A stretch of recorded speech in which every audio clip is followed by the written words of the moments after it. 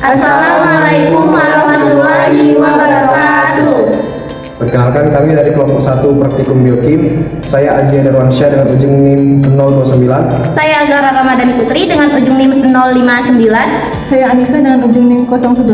Saya Dunita Nurul Aini dengan ujung NIM 057. Kami akan menjelaskan materi Praktikum Biokim tentang kurva titrasi asam amino. Adapun tujuan pembelajarannya, mahasiswa menguasai prinsip-prinsip ketiga pengelolaan laboratorium dan teknologi penggunaan peralatan dan instrumen kimia. Materi singkat, kurva titrasi asam amino menunjukkan perubahan pH larutan saat dititrasi dengan basa kuat. Pada asam amino netral seperti glisin terdapat dua tahap ionisasi, yaitu gugus alfa karboksil dengan pKa sekitar 2,3 dan gugus alfa amino dengan pKa sekitar 9,6.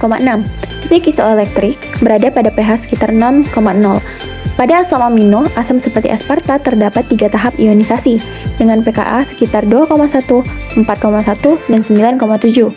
Titik isoelektriknya berada di bawah pH 4. Pada asam amino basa seperti lisin dan arginin juga terdapat 3 tahap ionisasi dengan Pi di atas pH 9. Adapun alat dan bahan yang digunakan, untuk alatnya yang pertama ada pH meter, buret, statif, magnetic stirrer, gelas beker, gelas ukur, dan batang pengaduk.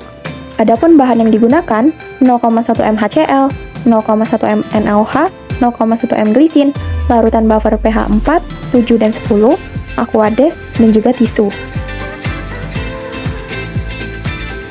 Berikut adalah prosedur percobaan pada praktikum kali ini.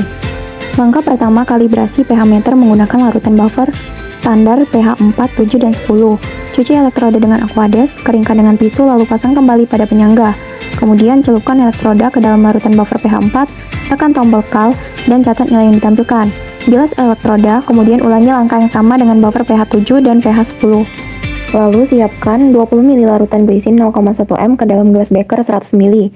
Letakkan di atas magnetic stirrer, kemudian masukkan batang pengaduk dan elektroda pH meter, lalu catat pH awal. Titrasi dengan HCl 0,1 m menggunakan buret.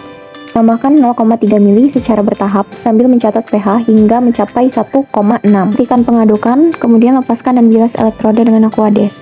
Siapkan kembali 20 ml larutan glisin 0,1 m, catat pH awal, lalu titrasi dengan NaOH 0,1 m. Kemudian tambahkan aliquot NaOH 0,3 ml secara bertahap ke dalam larutan glisin. Catat pH setelah setiap penambahan hingga pH mencapai sekitar 12. Gambarkan kurva titrasi berdasarkan data hasil percobaannya.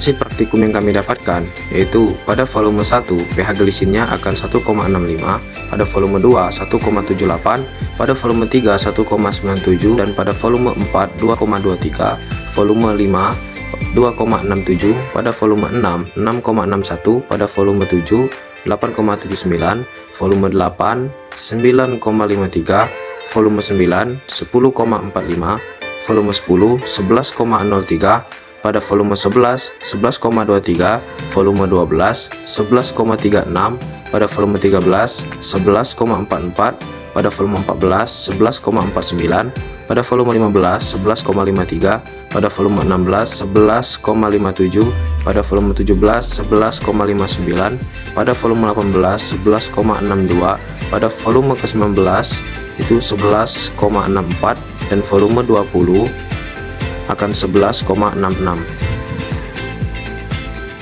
Titrasi asam amino termasuk titrasi potensiometri, yaitu penentuan sifat asam basa dengan mengukur perubahan potensial listrik atau pH larutan menggunakan elektroda yang terhubung ke pH meter. Pada percobaan ini, glisin digunakan sebagai analit dan natrium hidroksida sebagai titran. Saat dititrasi dengan basa kuat, yaitu natrium hidroksida, gugus COOH glisin melepaskan H+ sehingga terbentuk COO- dan glisin bersifat asam lemah. Sebaliknya, saat dititrasi dengan asam kuat, yaitu HCl, gugus NH2 menerima H+ menjadi NH3+ sehingga glisin bersifat basa lemah. Kurva pH yang dihasilkan menunjukkan titik isoelektrik, yaitu pH di mana muatan total netral atau Zwiter ion. Titik isoelektrik glisin sekitar pH 5,97. Titrasi ini membuktikan sifat amfoter asam amino serta karakteristik gugus fungsionalnya. Kesimpulan 1. Asam aminoglisin saat berada di bawah titik isoelektrik akan memiliki muatan positif karena akan terjadi protonasi yang menyebabkan gugus amino NH2 menjadi NH3+. 2. Glisin akan bersifat netral pada saat mencapai titik isoelektrik karena pada saat titik isoelektrik gugus karboksil atau COOH akan terdeprotonasi menjadi COO-. Sehingga pada titik isoelektrik glisin memiliki ion positif dan ion negatif sehingga akan bersifat netral atau uncoated. 3. Glisin dalam keadaan basah akan terjadi deprotonasi pada gugus NH3+ menjadi NH2 sehingga glisin akan memiliki ion negatif saja yaitu COO-. Baik, itu saja yang bisa kami jelaskan tentang materi konvertasi asam amino. Semoga bermanfaat. Kami akhiri. Wassalamualaikum warahmatullahi wabarakatuh. Sudah. Ya.